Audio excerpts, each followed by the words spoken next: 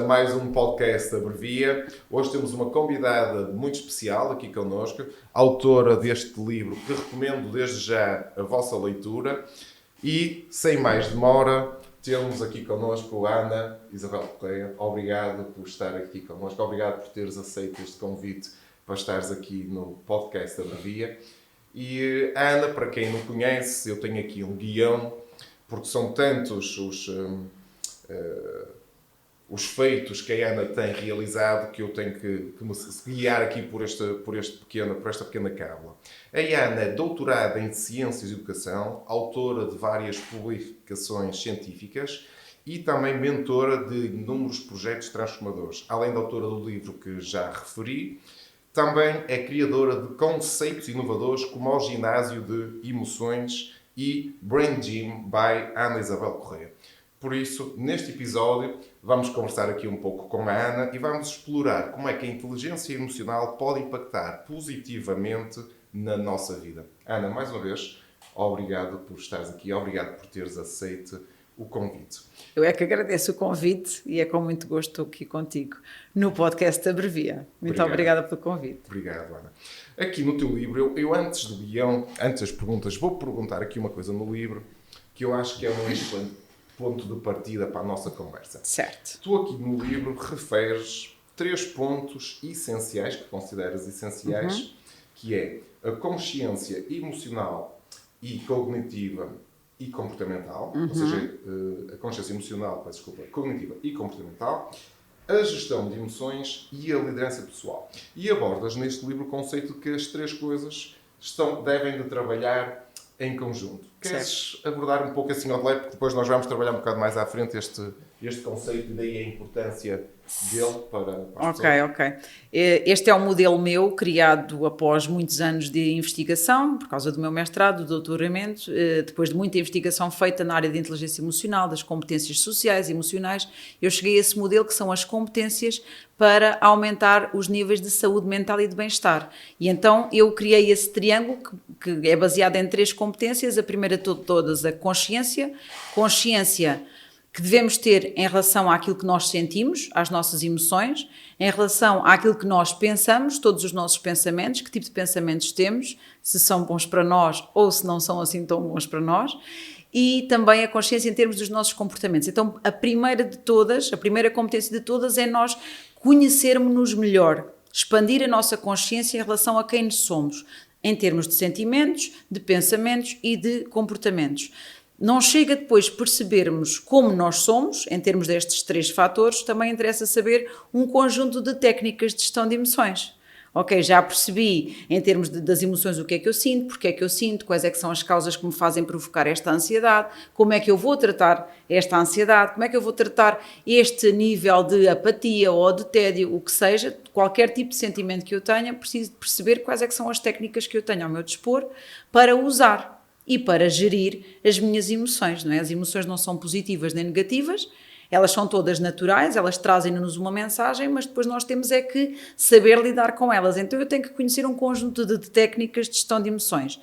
Não chega eu ter a consciência, eu conhecer as técnicas, se não entrar em ação. E aí entra a liderança. E aí entra a liderança pessoal, entra o plano de ação. Não chega eu perceber, ter consciência, saber as técnicas, tem que ter um plano de ação. Depois eu acumulo também com a certificação de coaching, não é? Que também ajuda as pessoas com quem eu trabalho a estabelecerem um plano de ação por onde é que nós vamos começar. E não sei se reparaste que no meu triângulo existe uma espiral. E esta espiral, o que é que quer dizer? Isto é um processo que é contínuo, é evolutivo, é para toda a vida. Nunca estamos suficientemente trabalhados nestas competências, por isso isto é um trabalho para ser feito para toda a vida. Muito bem resumido, okay? Mas não dispensa a leitura do livro. Sim. Até porque tem exercícios práticos que ajudam muito. O livro está muito orientado a professores e educadores, mas eu acredito que é uma excelente ferramenta para todas as pessoas. Por isso fica a recomendação. Como é que surgiu este teu interesse por esta área? Por a área das emoções, da gestão de emoções, pela saúde mental, também abordas um pouco isso no teu livro. Então, esta área surgiu na minha vida, na minha licenciatura. A minha licenciatura foi na área de educação e há aqueles professores que nos marcam para a vida toda, não é? E eu tive uma professora que me marcou para a vida toda, que foi a professora que me fez despertar este interesse para desenvolver. Na altura pensava eu que só ia trabalhar com crianças e jovens, afinal não, já nem estou a trabalhar com crianças e jovens, mas fez-me pensar que na escola o mais importante do que trabalhar até só as competências académicas também é trabalhar competências sociais e emocionais. Então, o meu trabalho iniciou-se por aí, com jovens, com crianças e jovens. Foi um trabalho de terreno em que eu dei formação a várias a turmas para desenvolver competências sociais e emocionais. A partir daí, percebi que não chegava só a trabalhar com jovens e crianças, que é muito importante trabalhar estas competências com crianças e jovens, mas que também seria muito importante trabalhar com os seus professores, que ainda atualmente anda tudo a precisar de ajuda em termos emocionais, não só na educação, mas como noutras áreas também. E então segui para um trabalho de doutoramento em que fiz formação a professores desde o ensino do pré-escolar ao primeiro ciclo, segundo ciclo, terceiro ciclo, ensino público e ensino privado. E então estive a fazer formação neste contexto todo, foi uma investigação, pronto, que demorou 5 anos, um doutoramento, não é? Em que foi trabalho de terreno e em que fiz a avaliação antes, a avaliação depois, mas sempre na área do desenvolvimento das competências sociais e emocionais. A partir daí comecei a integrar-me no contexto universitário e neste momento não trabalho apenas com professores, também trabalho com professores, mas as pessoas que mais me procuram até são pessoas da área da saúde.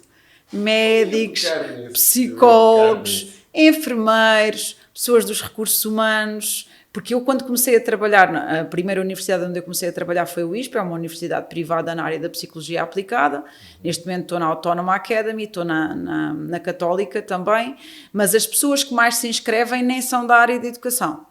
São até pessoas mais da área da saúde e das organizações do contexto de recursos humanos. Depois, de vez em quando, lá tenho uma jurista, uma atriz, um ator, de vez em quando há assim alguns salpicados de outras áreas, mas maioritariamente é recursos humanos e área da saúde. Muito, muito, muito, muito. As pessoas precisam de mais. Aliás, eu acho que os meus maiores clientes são os psicólogos, mesmo. E eu ganhei consciência disso numa palestra que fui convidado, precisamente para falar sobre a temática da saúde mental, da importância da saúde mental. Muito. E então tive o privilégio de ser convidado para essa palestra e abordar um pouco de boas práticas que nós aqui na Samsys temos e utilizamos com os nossos colaboradores. E tive consciência, precisamente porque foi abordada uma série de estudos sobre o impacto do burnout e de outros problemas que estes profissionais estão sujeitos, o impacto que têm tido diariamente, e também ganhei essa percepção. Realmente eles vivem todos os dias a cuidar dos outros e às vezes nós ficamos com aquela ideia que eles próprios não precisam de cuidado, não é? Sim, mas precisam muito. Precisam muito, bastante, sim. E isto, pronto, puxa o tema agora para a questão precisamente da ansiedade, do stress e do burnout, que sabemos que afeta realmente muitos profissionais. E o que é que tens a dizer para as pessoas que estão a assistir a este podcast, seja presencial, seja ver no YouTube ou ouvir no Spotify, que é um podcast que fica disponível, o que é que tu podes recomendar de forma rápida que possa ajudar de uma forma prática, digamos assim, estas pessoas que estão a lidar com estes sentimentos, com estas dificuldades emocionais e que afeta depois também não só o seu relacionamento no trabalho, como em termos pessoais também. Claro, claro. É importante perceber que, por vezes, a pessoa entra nesta ansiedade e na tal depressão ou burnout, algumas das vezes mesmo por exigências excessivas das próprias empresas onde trabalham, metas irrealistas, aquelas empresas que estão constantemente a reestruturar tudo e que a pessoa não consegue ter a tal estabilidade, ou pode ser um ambiente mau de trabalho. Por outras vezes, esse burnout chega por algumas dificuldades na área das competências pessoais, não é? A pessoa ser demasiado perfeccionista, não é? A pessoa precisar de um reconhecimento da parte se calhar até da chefia, porque às vezes a pessoa, ok, o reconhecimento em termos financeiros é bom, mas há aquelas pessoas que também gostam da palmadinha nas costas, como a gente costuma dizer, não é? Há tal falta de equilíbrio, não conseguirem gerir bem a parte emocional da profissional, mas eu, acima de tudo, recomendaria sempre a pessoa conseguir ter um maior equilíbrio entre a vida pessoal, Porque aquilo que eu percebo quando as pessoas chegam até mim na área da mentoria, a dificuldade que há em manter o equilíbrio entre as responsabilidades que são da área pessoal e da área profissional, não é? O fazerem algumas pausas durante o dia é essencial, porque a pessoa que está constantemente, todo o dia, sempre ativo, o cérebro sempre ativo, todo o dia, sem pausas, também acaba por não produzir tanto. Então é muito recomendável que a pessoa faça várias pausas ao longo do dia. Nós temos o nosso sistema nervoso simpático e o nosso sistema nervoso parasimpático, e o ideal é que haja um equilíbrio entre os dois ao longo do dia. Às vezes eu estou mais ativo, outras vezes eu faço a pausa para um relaxamento, a tal respiração consciente, haver assim alguns momentos, e às vezes eu até recomendo, põe alarme, uma respiração, às vezes, e a tal pequena pausa que é feita ao longo do dia, e se forem feitas 2, 3 pausas ao longo do dia, nós vamos sentir que quando voltamos ao trabalho estamos melhores. Então é muito importante este equilíbrio entre a parte mais ativa e a parte mais passiva. Obviamente também recomendo, porque também tem a ver o cuidado com o sono. Porque são coisas que, então, mas isso não é do trabalho, interfere no trabalho. Se a pessoa se deita muito tarde, se a pessoa já acorda cansada, se o sono não é de qualidade, quando chega para trabalhar de manhã, vai se calhar entrar em ansiedade e stress com mais coisas do que não entraria se tivesse com as horas de sono bem dormidas, tal e qual como o exercício físico, fundamental. Ou seja, são estas coisas do autocuidado que, se houver a tal preocupação entre o estar mais ativa e o estar mais relaxada, isto vai ajudar a que a pessoa mantenha um equilíbrio emocional. E depois é assim, se conseguir ter um hobby, não é? Um hobby é uma atividade em que a pessoa parece que ajuda a acalmar, sente um determinado prazer, também vai ajudar a que depois descanse melhor. São várias as coisas em termos do autocuidado. Se conseguir ter metas realistas no trabalho, também seria bom, porque por vezes a pessoa tem metas que são irrealistas e depois a sensação que a pessoa tem é de frustração, porque nunca as vai conseguir atingir, porque lá está, são irrealistas, por isso convém serem metas realistas. O que é que eu poderia dizer mais? Assim, Já temos, são assim, poucas. uma série de coisas, não é? Sim. A gestão de tempo, talvez também. A sua boa gestão de tempo, o conseguir se calhar dizer não, o conseguir, mas isso aí lá está, pode depender do ambiente da empresa. O ideal é que esteja num ambiente seguro, como eu sei, por exemplo, que vocês aqui têm, não é? Em que a pessoa sinta à vontade no sítio onde está a trabalhar para falar sobre o que é que está a sentir, ou o que não está a ser capaz, ou uma preocupação. Quando a pessoa sente esta abertura em termos lá está, o tal clima emocional seguro, também se vai sentir melhor na empresa, não é? Sente que também é ouvida. Tudo isto é importante, saber dizer não. Também saber estabelecer, neste momento não posso ser interrompido, isso também me vai dar maior capacidade para eu terminar o meu trabalho em vez de estar constantemente a ser interrompido. Depois, os níveis de perfeccionismo. Muita gente que chega à ansiedade e chega ao burnout são pessoas com um nível de perfeccionismo altíssimo. E este nível de perfeccionismo altíssimo faz com que a pessoa esteja sempre com um nível de insatisfação muito grande. Está sempre à procura do inalcançável. Porque está sempre à procura daquilo que está mal e do que podia ser melhor. Ou seja, já pode ter um trabalho fantástico, mas ela sente que pode sempre fazer melhor. Então o nível é sempre... Aliás, eu já fiz um e-book sobre isso, melhor feito do que perfeito, porque são muitas as pessoas que vêm ter comigo com esses padrões do perfeccionismo, e eu decidi fazer o e-book. Porque realmente faz muito sentido. A pessoa tem que tentar começar a olhar mais para aquilo que já fez do que aquilo que ainda falta fazer. Está tudo bem em gostarmos de fazer as coisas bem feitas, mas às vezes o perfeccionista está a olhar para uma coisa que mais ninguém está a olhar, e aquilo se calhar vai fazer com que ele fique mais 3 horas a corrigir uma coisa que mais ninguém vai ver. E por vezes nem consegue estabelecer os prazos que já estão estabelecidos, exatamente por causa deste nível de perfeccionismo nunca está bom. Muitas das pessoas que chegam a este burnout têm, e isto lá está, tem a ver com competências pessoais. E tem a ver com também termos expectativas realísticas, não é? Sim, sobre nós, aquilo que nós conseguimos ou não fazer, não é? Sim, sim. E isso é muito importante, falaste disso, não é? Sobre o autoconhecimento. O autoconhecimento é muito importante. Que nós conseguimos ou não. Porque há coisas que a gente não controla e há outras que nós controlamos. Então, dicas práticas, não é? Sono de qualidade, já agora, e sono de qualidade, só para contextualizar, não tem só a ver com as horas que estamos a dormir, mas a qualidade do sono. A qualidade do sono que temos. Poderá ser assunto para outro podcast Outro inteiro. podcast. Exercício muito importante, atividade física muito importante, sem sombra de dúvida. Eu adicionaria aqui a alimentação também. Sim, a alimentação saudável. Muito. Muito. Falámos sobre Hobbies. ter um escape, não é? Ter Sim. um escape, ter um hobby, alguma coisa que nos faça Acalmar. estimular, não é? Sim. O tal equilíbrio entre o ativo e o passivo é Isso. muito importante ao longo do dia. Expectativas realísticas, não é? Não querermos procurar sempre o pináculo da perfeição, até porque isso não existe. Certo. Muito bem. E falamos sobre autoconsciência. Isabel, tu defendes muito a literacia emocional, não é? E falámos sobre isso, sobre a parte de termos consciência sobre as nossas emoções.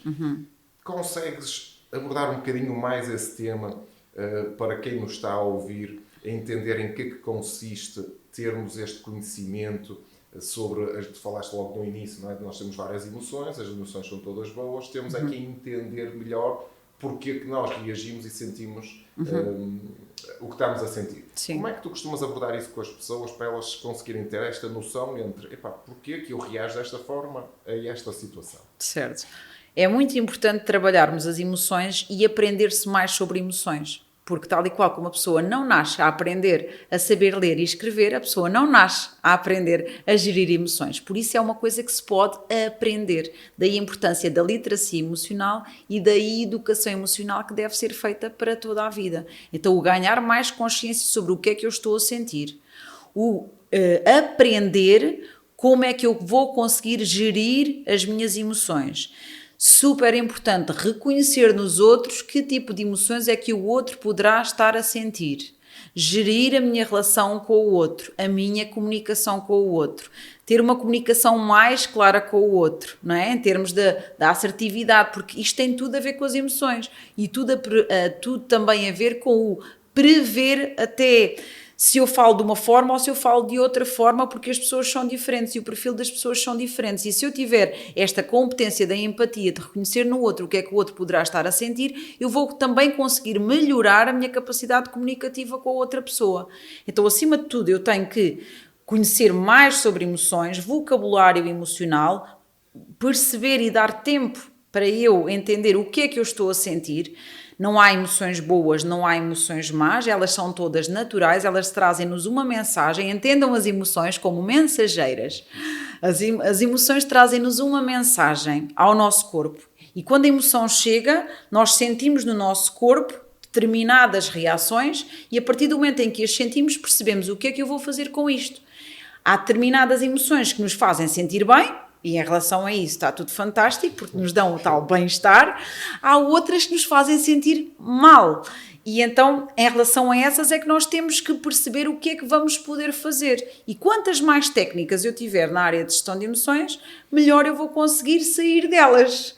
Porque faz parte eu sentir medo em algumas situações, ou ansiedade, ou preocupação, até às vezes nos dá mais foco. A tal ansiedadezinha, antes de uma palestra, por exemplo, há sempre uma ansiedadezinha, mas até nos vai dar mais foco sobre o que é que eu vou dizer. Agora, quando está fora do controle, é que eu depois já não consigo falar. Agora, aquela pequena ansiedade faz parte, até nos vai dar mais concentração e foco sobre aquilo que eu vou dizer.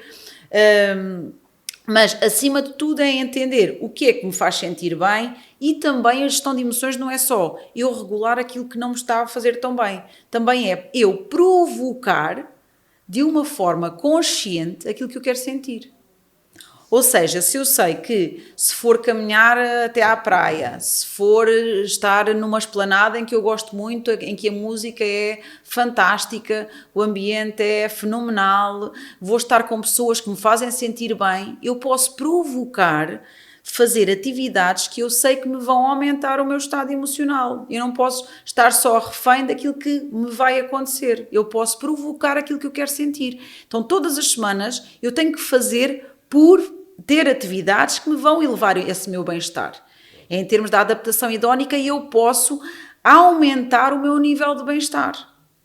De propósito. E toda a gente devia fazer um bocadinho disto, não é? Toda a gente devia provocar as emoções que quer sentir, nomeadamente aquelas que fazem sentir o bem-estar, não é? Sim, obrigado. Mas temos aqui uma série de conhecimento sobre sobre as emoções e como é que nós podemos lidar com elas. E agora é preciso levar este conhecimento à prática, não é? Porque senão não é sabedoria, não é? Porque sabedoria é pegarmos no que sabermos, não é? E aplicar. Sim. E aqui entra a liderança. Não é? Sim. Porque nós temos de ser líderes de nós próprios. Não chega a saber o que é preciso fazer, é preciso depois fazer.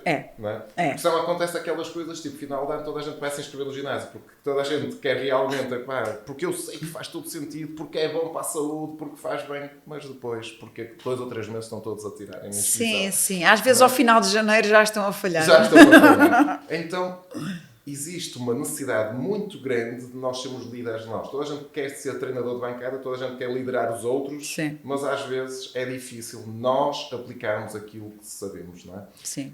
Quais são os desafios que tu mais encontras nesta vertente, que é a última parte da espiral, não é? Que tudo roda. Sim.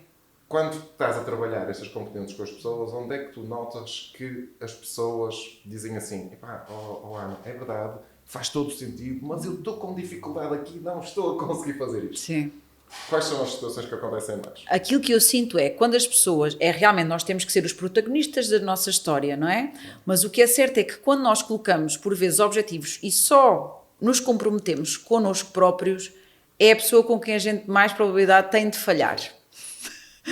Por isso é que... Eu faço amanhã. Eu devia ir, mas a partir do momento em que entra o mas... Já foste. O cérebro já entendeste. Não estás a levar a sério esse objetivo. Não vais. Exatamente. É isto. Basta aparecer o mas que já não fazemos.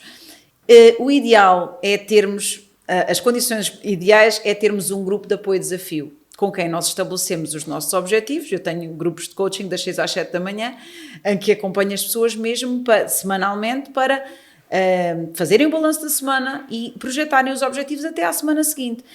A vantagem é que quando nós estamos em grupo a fazer isto, as pessoas não só se comprometem com elas próprias, mas se comprometem comigo e se comprometem com o grupo, não é? E a partir do momento em que se comprometem com o grupo, a responsabilidade é muito maior de fazerem aquilo. O crescer, o estar com um grupo de apoio e desafio que ajude, facilita imenso ao cumprimento dos nossos objetivos, sem dúvida. O ter alguém, ou não, mesmo não estando em grupo, para mim o trabalhar em grupo é fantástico. Também tenho a parte dos acompanhamentos individuais, da mentoria individual, mas em grupo é outra coisa, porque depois é o próprio grupo que se incentivam uns aos outros. Por isso, as pessoas, quando conseguem ter um grupo destes em que partilham quais é que são os seus objetivos e dizem, porque depois as estratégias também do coaching vai um bocadinho por aí, quando é que vais fazer, não é? Em que dia vais fazer, de manhã à tarde ou à noite, e fica tudo muito estabelecido, de 0 a 10. Exatamente, tem que ser, se ficarem todos bem estabelecidos é muito mais fácil da pessoa conseguir cumprir, e na semana seguinte estamos nós, como é que é? Fizeste, não fizeste? Está tudo feito, está tudo, olha, aqui não cumpri, mas a questão é, quando existe esta partilha no grupo, a pessoa sente mais responsabilidade porque não nos comprometemos só connosco, comprometemos-nos com o grupo. Existem outras pessoas envolvidas. Existem outras pessoas envolvidas. E é o crescer em grupo. Então, e o apoio em grupo. Muito bem estabelecidas e um compromisso que não seja só connosco, não é que é para não ser tão fácil de quebrar. E às vezes até basta um amigo cúmplice. Eu costumo chamar um amigo cúmplice. Se não tens a possibilidade de estar num grupo deste, não é, com alguém que é profissional a fazer este acompanhamento, arranja alguém em quem tu confies, em que lhe dizes, olha, o meu compromisso até à próxima semana ou até ao próximo mês vai ser este e este. Depois chama-me a atenção a ver se eu fiz, se não fiz. Porque assim a pessoa também se compromete com alguém que lhe vai perguntar. Pronto, pelo menos isso. Ana, só mais uma coisa, eu sei que nós estamos já no derrape do tempo, ainda antes de passarmos à questão final. Só para fazer aqui um breve resumo, não é, então, desta questão. Objetivos bem definidos, compromisso em grupo. E o que é que acontece quando as pessoas definem os objetivos e às vezes falham? Porque às vezes as pessoas desmotivam, não é? Sim. Muitas vezes as pessoas definem um objetivo claro, até é um objetivo razoável, não é nada assim com uma expectativa muito elevada, porque é perfeitamente atingível, por isso é um objetivo SMART. Certo. Está definido, mas de repente a pessoa falhou. Sim. E às vezes as formas como as pessoas lidam com a derrota, lidam com a falha, é a desmotivação total para deitar abaixo todo o trabalho que já foi feito. Sim. Como é que tu pegas essa pessoa e dizes assim, olha, o erro faz parte, Sim. nós não saímos do 0 para o 100 assim, certo. não é? Vão existir erros no processo. Claro. Como é que tu lidas com as pessoas para dizer, não, continua o caminho, não desistas? Claro, claro, é mesmo isso. Altos e baixos fazem parte e vão continuar sempre a fazer parte, e há uma semana que não corre tão bem, apareceram desafios que a pessoa não está a contar, não conseguiu, não temos que ser fundamentalistas em nada e está tudo bem. Às vezes há uma necessidade de reajustar, pormos um objetivo um bocadinho mais pequenino para termos a certeza absoluta que a pessoa vai conseguir cumprir, para depois conseguir outra vez ter aquela sensação de conseguir dopamina, não é? E a pessoa sente novamente aquela sensação de satisfação e de bem-estar porque conseguiu. Às vezes é diminuir um bocadinho o objetivo, pô-lo mais pequenino para ser mais fácil de concretizar e depois voltamos outra vez a subir. Mas faz parte. Faz parte haver estas falhas no processo, faz parte, até comigo, e eu sou com todos, e em todas as áreas. E em todas as áreas. Muito, muito grato, muito obrigado por este bocadinho que tivemos aqui, passou a voar, dava para estarmos aqui mais 3 episódios. Obrigado a todos que estão a assistir. Vamos para a pergunta da praxe, a pergunta que fazemos sempre a todos os convidados. Ana, abrevia-te em 2 palavras. Eu diria... crescimento, um crescimento que tem a ver com o conhecimento e partilha. Muito bem. Boa escolha. Ana, muito obrigado mais uma vez. Obrigado a todos que nos estão a assistir e já sabem, não percam o próximo episódio.